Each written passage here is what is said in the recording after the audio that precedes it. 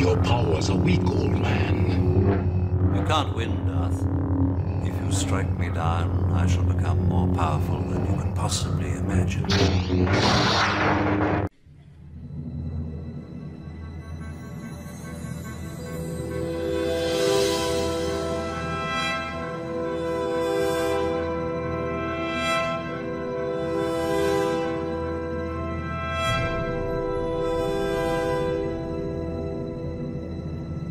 All right, this is something that's going on inside my head because I was just listening to the Field Master Ron Wills talk about the sexual shadow world, which is something I really never got into. I mean, I've seen it.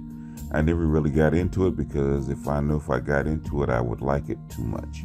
And I think that this conversation is really being had because of what's going on with Jada Pinkett and this other dude, I can't remember his name, Augustine or whatever his name is. I can't remember what his name is, which is part of the entertainment shadow world that people don't really see, but they assume because of an image about certain people and certain things. But if they're in Los Angeles, eventually the rumor will get around about these types of characters because what we see in the press is a character. Let me talk really briefly about that, but I want to get into the shadow in the world.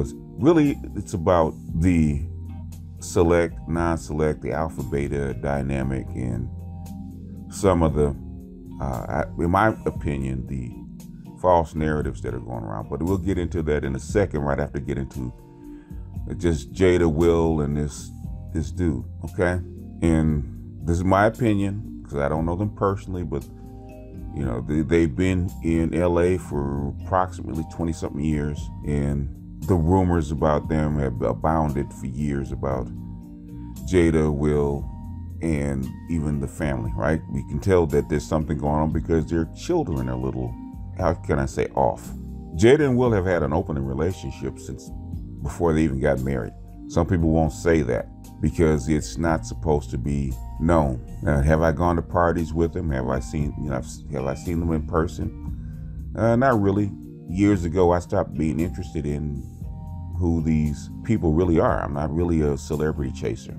I've seen bunches of them in different places, and basically to me, other than their job, they're just regular people. But Jada and Will live in that shadow world, the world behind your eyes, as they say, and that Hollywood shadow world that's very well protected, and their images are handcrafted, and they agree to keep up this image because they got to work. That their job is based on what people think of them. And while I do believe they love each other, because I think they are two peas in a pod, I'm not going to bust them out completely about what they do. But Jada having a lover is probably not that big a deal because Will Smith has tons of them himself.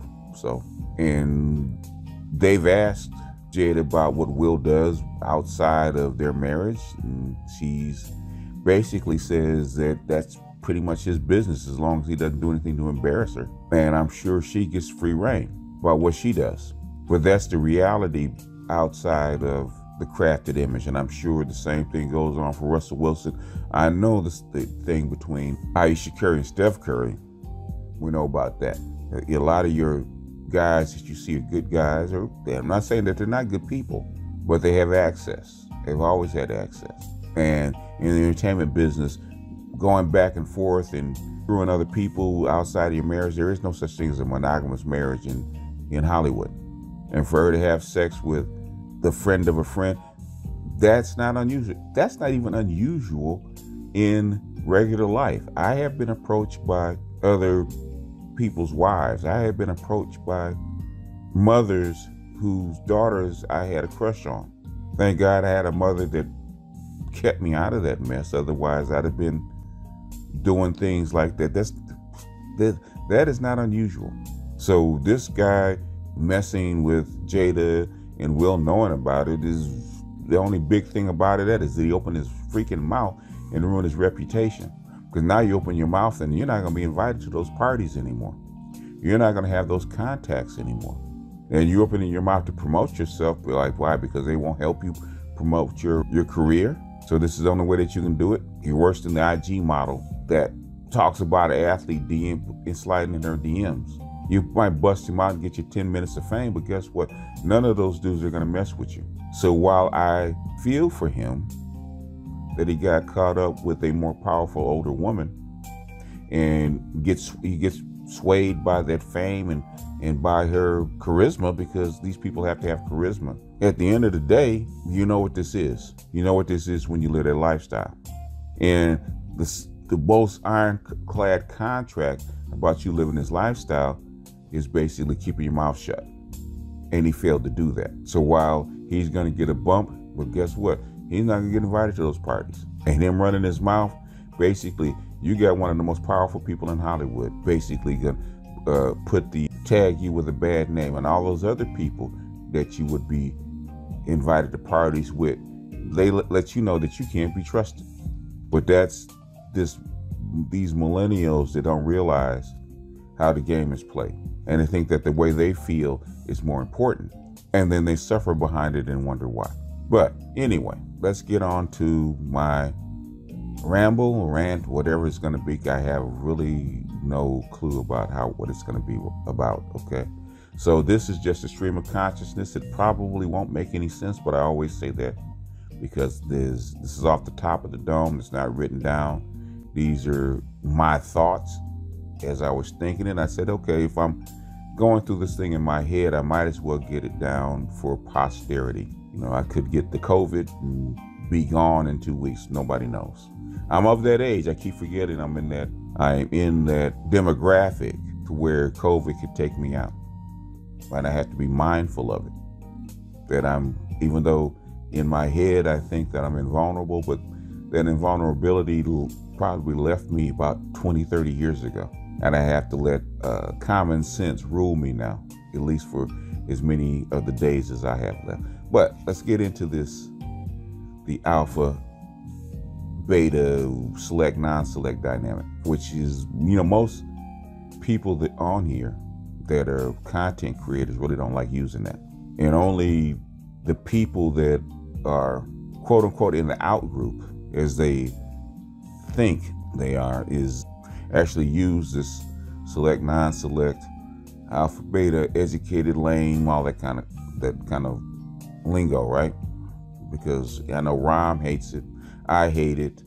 Valdez hates dealing with it. There's a number of other people that hate dealing with it. Because trust me and believe, the select people, the real select people are not here on YouTube. The real select people actually create these things. And everybody else underneath those people basically try to shift themselves and order themselves in relation to those folks. Those people on top, those are the select people. Those people that define your reality, those are the real alphas and those are the real selects, okay? All this rest of this crap that we go through, jockeying for position, is all bullshit, okay? Those are the top 1% of the 1%.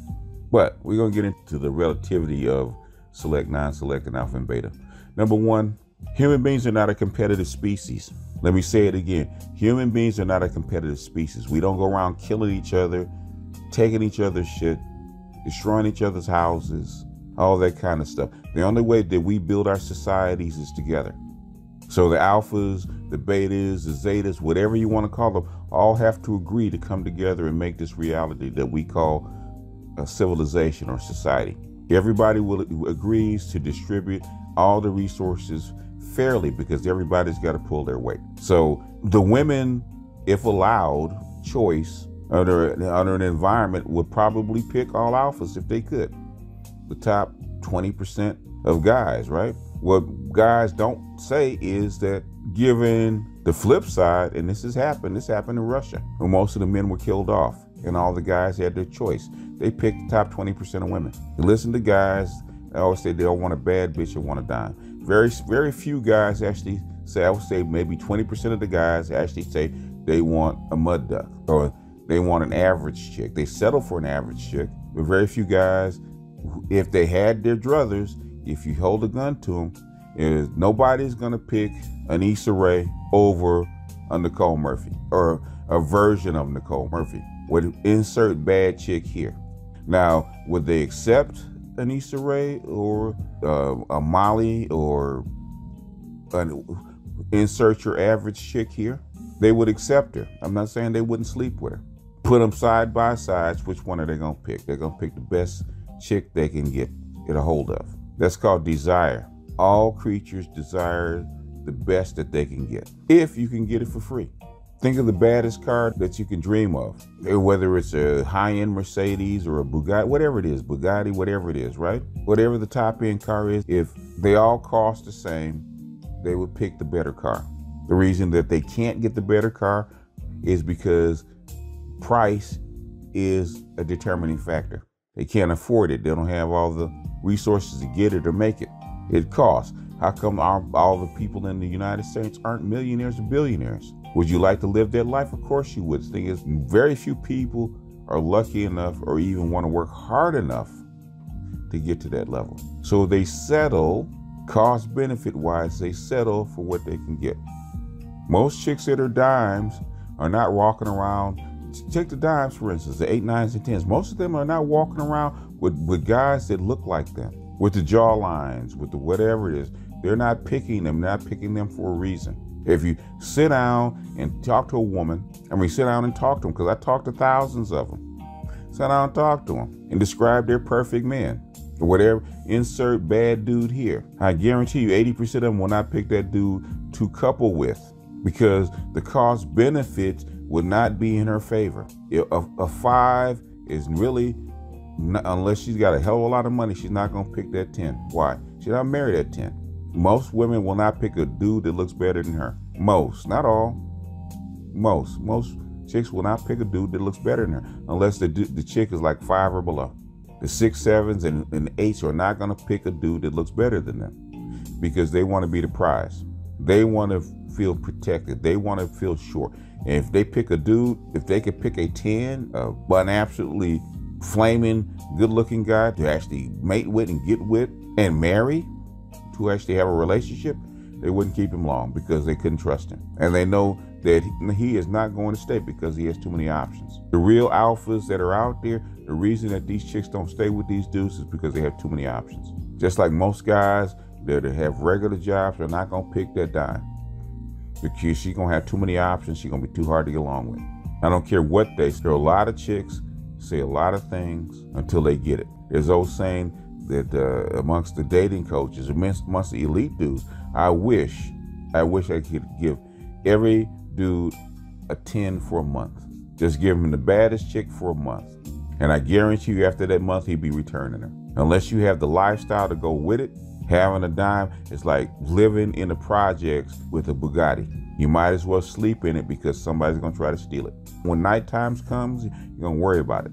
Somebody's going to sit on it. Somebody's going to scratch it. Somebody's going to steal it. Somebody's going to drive it.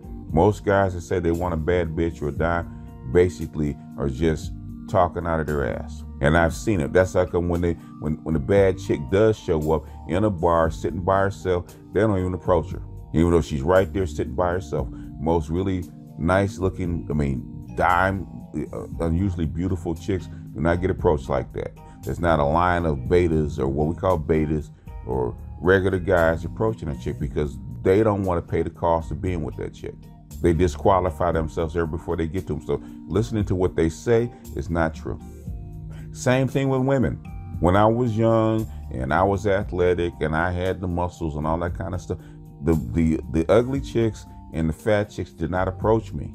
Like 90% of the fat chicks and the ugly chicks did not approach me because they didn't think they had a shot. They disqualified themselves. They call it assortative mating for a reason. Most women believe in assortative mating. They actually do, because that is a defense mechanism to make sure that their environment stays intact. And if the men didn't do it, guess what would take over? Mama and the rest of the women would take over. They would not allow one guy or the best looking guy to get all the women. Would they compete for him? Yeah, they would. Or the ones that thought they had a chance would. If they could sleep with him, they might even do that. But the thing is, they know they can't be with that dude. They knew as soon as that dude gets whatever he gets from them, he's going to be on to the next one. And that's what an alpha would do. If all the alphas and the top tier dudes had their choice, they sleep with hundreds of women. The entertainers have always been doing that. What we call the select dudes. There's a story right now of, I think, B Smooth, talking about Bobby Brown back when they were on tour. Bobby Brown was sleeping with 10 women a day, 10 different women a day. How come Bobby Brown didn't select all those women and just hoard them all to himself, all those thousands of women, and just hoard them to himself? Because he cannot emotionally, physically manage 1,000 women, because trust and believe there will be competition. Women are competitive just like men are. Anybody that's an alpha, anybody that's a Mac, anybody that's a player knows there's a limit to how many women you can have. Even with a pimp, he knows there's a limit to how many women he can manage. And the thing is, they have to agree to his lifestyle and being not only under his management, but also in the same arena that it is. Him managing 30 women is more than just him being an alpha. It's a whole ecosystem that is developed by this underworld. It's not even the shadow world, it's an underworld. They have to cooperate amongst the women. And they basically, in that underworld could not exist if men didn't cooperate with each other. You gotta remember, alphas know that he cannot be out there by himself. He can't defend himself or take care of himself with nothing but women. It's gotta be his guys. Because an alpha is the leader of men. An alpha is not a sexual alpha. A real alpha is the leader of men. The real alpha is the one that pulls all these people together and actually sets up the environment for all these women to come in. That's an alpha. But an alpha doesn't exist outside of himself. He has to exist within the collective. There is no alpha without the betas. The alpha does not exist without the betas. And if the betas decide they're not happy and they leave, you think all these women are going to stay with just this one guy? No, they're going to find out where all those betas went and follow them, because that's where the protection is. There's protection in numbers. There's resources in numbers. So there's select, non-select, alpha, beta, stuff like that. That's all that shit is relative. Like I've been telling you, this shit is relative. The women know it's relative. If there's an example of anything that Kevin has been doing over the past 2 weeks, is that he has been demonstrating that water will seek its own level. Assortative mating is going to happen whether we like it or not. That's nature. That's nature for human beings. Human beings are not a collective mating species. It never has been. Human beings are a pair-bonded species. Now, whether it's for 20 years or whether it's for 6 months or whether it's for, 2 years. A woman cannot bond to 100 guys. She can't. Can 100 women bond to one guy? No, she can't. I have never, ever seen that. Everybody says that in nature, if allowed without a construct, without a culture, that this will happen. Human beings cannot live without a culture. It's human culture that allows them to thrive and dominate this planet. They cannot live without a culture. And that culture, as long as there's any text that I've ever picked up, unless you were like the absolute select, like the king, you didn't have 100 wives. You didn't have 50 wives. You had enough to where you could afford it. Even a very rich man only have a few. And even with that, he had to guard them because those chicks would slip off and sleep with betas because he can't give them enough attention. And the people that will enforce monogamy are not men. Women came up with monogamy. Men didn't come up with this to control women. Women came up with monogamy because they want to maximize their investment. And only laws nowadays, that's how they put child support on guys, because they want to keep guys from seeding a whole bunch of chicks and willy-nilly. And who are the biggest proponents of child support in marriage and all these laws? It's not men, it's women. If women really wanted to be free, they would have none of these laws. They sleep with whatever they want to sleep with no penalty, because the penalty actually restricts their freedom, restricts what they can do. If women didn't really care, they would allow brothels and prostitution and whatever. It's not men that kill prostitution, it's women. The biggest barrier against prostitution are the wives, because they don't want their husbands dipping. Women pass those bastard laws. Why? Because she doesn't want her money and her resources to be shared by, whoever this husband decides to sleep with. And then her children have to vie for a share of his resources. Because in the wild, it's the women and the crew of women that will actually attack, beat up, and even kill the offspring of another female in the group, so that her children do not have to compete for resources with another female's offspring. So to prevent this kind of competition, this kind of disintegration, guess what they do? They decided to do what? Have monogamy, or have assortative mating, have arranged marriages to maximize the potential of the offspring from that pairing. The Jarawa tribe do not have a Western ideology or Western monogamy. Guess what they have? They have monogamy. They have arranged marriages. They have their culture going back 100,000 years. They have arranged marriages. Why? To maximize not only the protection of that female, but also the protection of the female's offspring. The alphas do not dominate that society. The black community is probably the closest thing you're going to see where women can actually choose alphas if they want to. There's nothing stopping black women from choosing alphas. Nothing. There's nothing stopping black women from being side chick to as many of the select dudes as they can find and they can get a hold of. Nothing. If the black chicks wanted to be side chick to the side chick of a side chick of a side chick to this one dude, the woman next to the woman next to the woman next to the woman next to the woman, as Robin Harris used to say, the man next to the man next to the man. There's nothing stopping them. There's more stopping white women from doing that shit, right? White women do that all the time. White women want open relationships. White women want this wife swapping and polyamorous lifestyle, right? Black women don't do that shit. You ever see black women actually really promoting wholesale polyamory? Black chicks are some of the most jealous people on the planet. Black chicks don't want the betas to get on a plane and travel and get other women. Why? Because they know that if they allow that kind of stuff, if they actually did that and openly did it and didn't adhere to some kind of standard, then what is left of the black community would have basically leveled itself years ago. Because without the betas, without the vast majority of guys holding this construct we call the black community together, it would implode. The closest thing I ever saw to black women choosing the so-called alphas or the bad boys was during the crack era. Even then, when these dudes rolling around with millions of dollars, they didn't have hundreds of women. All these women didn't just flock to these guys. All these women didn't flock to D-boys and entertainers. Did they have sex with them? They may have. But the vast majority of black women, even as free as they are, and as free as they are to choose, because there are no restrictions on them doing this shit, still choose the same pattern that human beings have always chosen for hundreds of thousands of years. It ain't changed. It ain't gonna change. Because if it did change, your society would implode. And if you did do it, you have maybe one generation, maybe two at the outside, and the society would implode and reset, and they would start doing the basic same thing, which is assortative mating all over again. If the betas don't get sex, they're not gonna die. But the thing is, if the betas don't get sex, the betas don't make families, the betas don't support the society, your society's gone in 3 generations. Look, I don't have to tell you that when you give black women or women freedom to choose whatever alpha they want, or the mates that they want, of assortative mating, if you really believe in the 80-20 rule, look at your birth rates.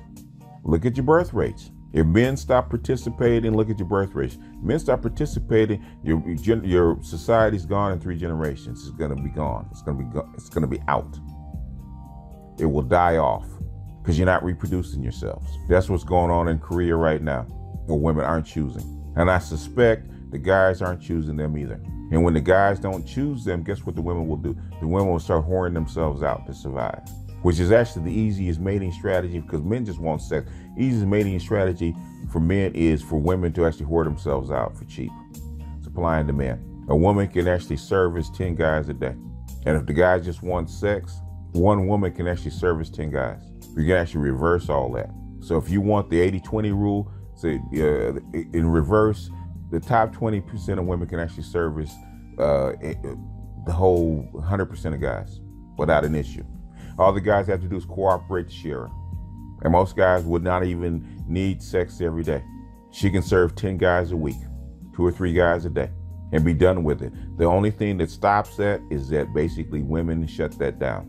Women really don't want prostitutes or prostitution to spread, because at the end of the day, the supply of coochie is way more than the supply of men with resources. Way more. And only keeping men brainwashed that they have to have their own, or have to have the one chick, or have to possess one chick is keeping it, because in most societies that's not true. The brothels are controlled and limited to keep the society functioning, to make men go home to their wives, to make men actually take the enormous load of taking on a wife and kids. Men have to be brainwashed into doing that. The desire to have children comes out in the sexual function. It does not come out in the psyche, okay? The desire to have children really does not, as far as nature is concerned, does not come out like that innate nature. Now, you might have an inkling, but the thing is that if you can't feed yourself, you're not going to want to have a kid, for the most part. And men have to be brainwashed. They have to be trained. They have to be socialized to be dads, to be fathers, to actually do that. That is not automatic. They have to be trained to do that. They have to be socialized to do that. And without that socialization, half the stuff you see that betas do wouldn't happen. If the betas withdraw their resources tomorrow, they'd have a flood of coochie. They have a flood of coochie. Look what's going on now. Look at what's going on now. Without, then this is just out of the beta's control. If the betas really started to withdraw and let this sucker fall, there'd be a flood of coochie. Sex would be so cheap it'd be ridiculous. And a woman would be lucky to have a beta, much less an alpha. Women are not in control of this. This select, non-select stuff is a matrix. It's part of a matrix. It's imaginary. It's not real. Women are non-select. If you think about it, women are actually the non-select people, because without this artificial environment, artificial society, they cannot survive. They have to pick a dude. They have to pick a dude. And if they can't pick a dude, then they have to whore themselves out to a bunch of dudes. They have to basically share themselves with a bunch of dudes, which is happening now. What do you think OnlyFans is? What do you think, when OnlyFans gets flooded and guys run out of money, then they'll be doing the same thing on the street. I've seen this before.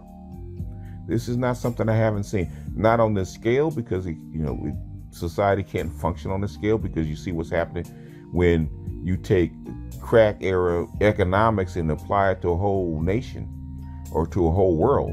Okay, things start to fall apart, just like the black community started to fall apart. When the women initially went crazy and followed behind all those so-called alphas, these D-boys with a whole bunch of money, and as the stuff fell apart, the betas had to come in and rescue the economy, rescue the whole black community. Nobody talks about that. When the alphas that rescued the black society, the black community, was the betas. The betas stepped into the breach because that's what they were conditioned to do. If it hadn't been for black men's conditioning to be stepfathers, to be supports, to be the betas, to be the backbone, to be the workhorses, to actually support the society, it would have fallen. The alphas do not support the society. As much as we like to think that they do, as much as we like to feel that they do, as much as they like to think of themselves, they don't support the society. The backbone of society is built on what we call the non-select or the beta guys. That's what it's built on. And COVID-19 is just demonstrating that. If nothing else, COVID-19 is demonstrating that. When you put the betas out of work, when you put the non-select dudes out of work, the whole society falls. This is the black pill, okay? This is not the red, this is the black pill. How the matrix is constructed. Why did Neo go back in and fight Smith for the matrix? To save Zion, only partially. That is the surface meaning. The thing is, Zion held less than 1% of the human population. Most of the humans were connected to the matrix. And why were humans connected to the matrix is because they could not survive out in a bleak world where it was too cold and did not support life. The only thing keeping human beings alive was the Matrix, which is what the architect told Neo before he went to save Trinity. You're dooming the whole human race to extinction if you walk out that door. The Matrix is there for a reason. The Matrix was not created by some alien someplace else. We created the Matrix. We create the Matrix for a reason, for survival. The blue pill world is a created reality for survival that we feed to our children and our grandchildren. And they feed to their children and their grandchildren. For what? Because this is how human beings come together, prosper, and survive. You take away this matrix, we take away the cooperation between human beings, 7 billion people will die. Within a generation, 7 billion people will be dead. Hell, you saw what 40,000 meat packers that are spread out all over the country, just 40,000 in a nation of 331 million could have caused a food panic just by themselves. Just by themselves. That shows you how connected we are. I can guarantee you none of those meat packers were alphas or select. So that illusion that we compete against each other is bullshit. We cooperate with each other. Even on here on YouTube, amongst select, non-select, beta, alpha, whatever you want to call us, we all cooperate. We all decide to be here in this space and contribute into this society. And as much as we think that the women don't know that and don't realize it, then you're fooling yourself, because trust and believe they know. Don't let them sell you on that 80-20 rule. If nothing else, what Kevin has done over the past 3 weeks talking to these women actually told you that the 80-20 rule does not exist. Because when it comes down to every woman that he asks, every woman that calls in, when he asks them, who have they been with, who have they made it with, who have they dated with, it's not the top 20%. I don't know if this is going to make any sense, and it probably won't. But this is just me off the top of my dome doing my ramble. And I'm just like Socrates. It's just a walking university. It's a walking meditation. I'm going from flower to flower to flower and sampling what I can. So I hope by the time I finish this stuff will actually make sense. I doubt that it will, but it is what it is. But with that, I think this has gone on long enough. This is BJ.